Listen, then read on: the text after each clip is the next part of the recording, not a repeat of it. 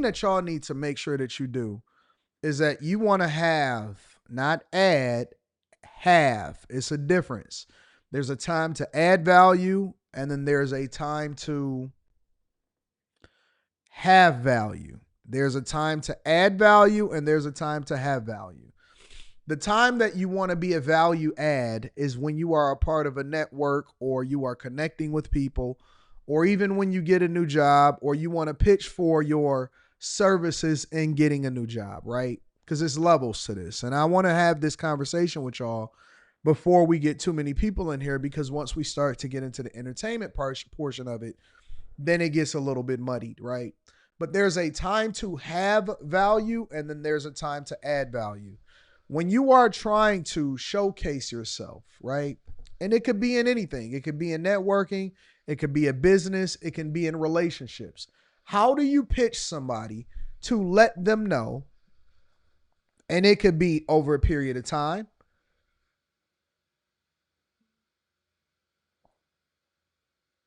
How do you pitch somebody to let them know that you want to be in the inner circle? Because being cool with people, that's high school, right? We don't care about high school level anymore. But actually getting to know people, or to give people a reason to interact with you, you have to be a value add. So a lot of people go to networking events a lot of times, and they trying to figure out, oh man, I'm going to connect with this person. I'm going to connect with this person, and they're going to give me some money. Well, why would they give you any money? Because I got this great idea. And it's a lot of people with a great idea. I don't know you. I've never met you before. You sound good. You got a great idea, whatever. So I don't know your work ethic. I don't know who you are. I don't know anything about you, right? So when you think about it from that lens, a lot of times people don't know that when you go to networking events, depending on what the event is and what the barrier to entry is, most of the time it's just all the people of the same ilk running around thinking that they connecting with each other, and it's just a bunch of busy work. You're wasting your time. The minute that you learn how to add value to people is when people then look to you for your services, or they want to keep you around. Why do men keep women that add value into their life around? You become invaluable to me. You've become something that I need in my life. And so I got to have you. The value that you add to my life, I'm never going anywhere. I can't, because you're too useful. You're too awesome. And that is how you get a girl to be a part of your team, because then you got to make sure that she a part of what it is that you got going on. A girl that often at times finds certain men, because remember, most divorces don't happen because of all of this other nonsense that we hear about on the internet. You know what most divorces happen? You know why they happen? Most of the time it's because of money. And I'm saying this to illustrate a point, not to talk about relationships. When you talk about a job, do you know why people are trying to figure out how to raise the minimum wage in different states? Because the people that are at the bottom that have no value, that you could replace them tomorrow with somebody else, are advocating for a fair wage instead of trying to figure out how to become more valuable in the marketplace. Because the people that have value, the people that add value, they never go without a job, or it's very rare that they're in between jobs. They never go without a paycheck. They never go unemployed. It's really their choice. They get recruited. And this is the part that we miss a lot of times. The people that are awesome in life, they don't apply. They get recruited. There are executive recruitment firms. There are software engineering recruitment firms, AI machine learning recruitment firms, cloud engineering recruitment firms. Listen to what I'm telling you, because I'm trying to convince you to switch from a duress mindset. People that are under duress beg. Why aren't y'all doing more for us? Why you cutting off my stuff? What is it that you gonna do for me? My ancestors did this, whatever, so on. People that are under duress ask, they beg. People that have value get recruited. There are certain women that will never hit the marketplace. There are certain women that will never hit the marketplace because if you really know, people are trying to recruit them while they with you. There's certain women that every day is people just paying attention like, hey, you single? Oh, word? All right. Appreciate you. It's certain women that will never hit the marketplace. It's certain people that work at certain jobs or have certain skill sets. They'll never hit the marketplace. So when you start to do an assessment over your life, right? There's certain men that women are looking like, wait, they can't wait for them to get divorced. Listen what I'm telling you. I'm using this as a business lesson. There are certain men that women are like, they pay attention to them. They watch them. And it's not that they want them to get divorced, but they paying attention. I'm just telling you what the truth is. There's certain people, certain business owners. The banks, they don't go into the bank and ask for money.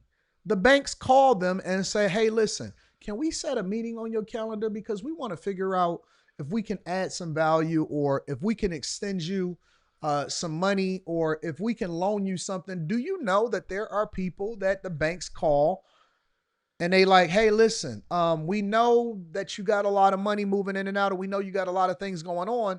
What is it that we can do? You know what? We can't do it over here because we realize that you don't need anything in the real estate space, but can we pair you with this person over here? So what am I saying to you? What am I saying to you? I'm saying that you have to get to the point in your life to where people are recruiting you. If you ever get to the point in your life where people are begging to give you money, and I'm not even just talking about a bank, every day, I get at least 10 to 15 emails of saying, hey, listen, when you going to open up that coaching call?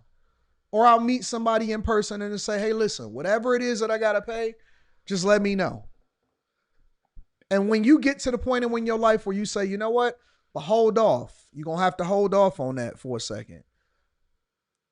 I pray you get to the point in your life where you can be in so much in abundance that you can turn down money. You turning down deals. You don't have the capacity for that. Listen, if I talk to you on this, then it would absolutely mess up something else that I got going on. Let me figure it out. Let me add you into my calendar. I'm going to do it around this time. And then we'll start having a conversation.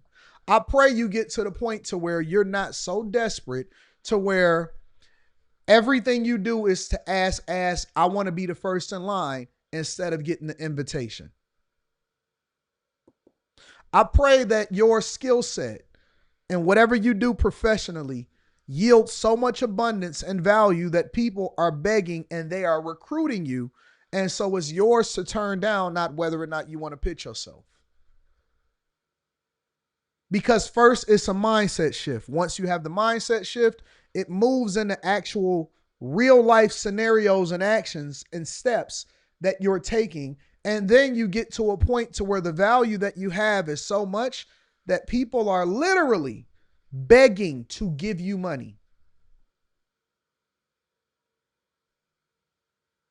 Begging to give you an opportunity to come into the fold. Hey, listen, whatever it is that you need, I'll make sure that it's taken care of.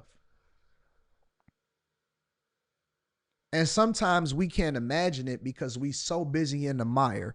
We so busy just doing busy work. We're not actually becoming valuable as a person. You have to become valuable in every aspect of your life. And only do you know what you want to become valuable in. And people that lie to you on a regular basis and they say stuff like, well, I don't care about all of this, or I don't care about being valuable. I just want to stay in my hole. They're lying. Our natural instincts as people, men and women, is to be wanted. We want to be wanted. Now, sometimes unwanted attention in the wrong way, depending on what you're doing, that could be a bad thing. But the fact of the matter is, We all want to have the option, and that is my prayer. Give me the option to turn it down. Even if I don't want it, let it be my option.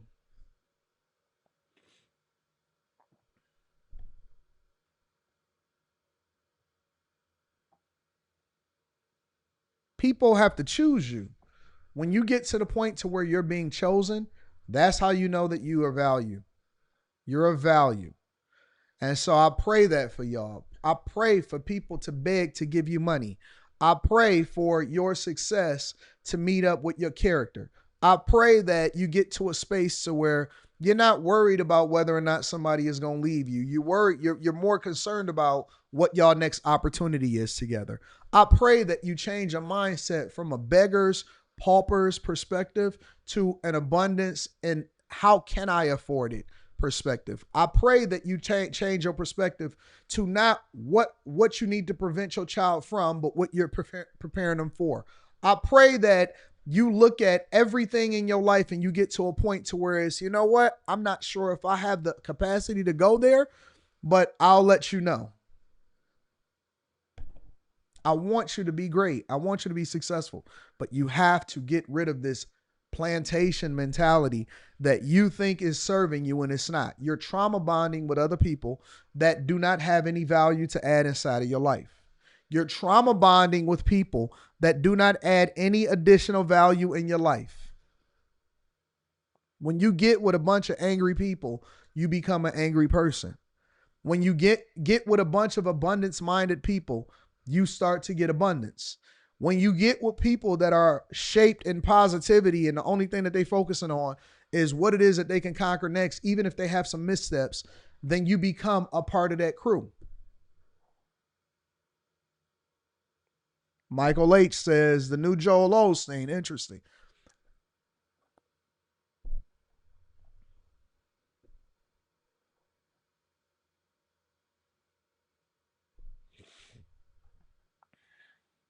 They never have a profile picture. Ever have a profile picture. They don't know anything except hate. That is all they've been taught their entire life. All they know is hate. All they know is duress. All they know is the corner. All they know is the internet.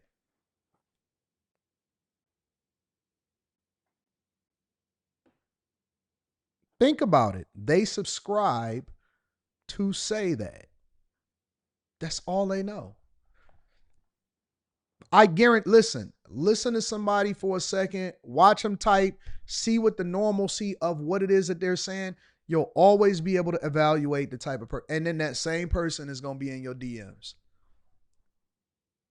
That same person is going to be in the chick's DMs talking about going 50-50. That same person will be in your DMs. Hey, man, let me figure out what's going on. They subscribed. They couldn't even type unless they subscribed.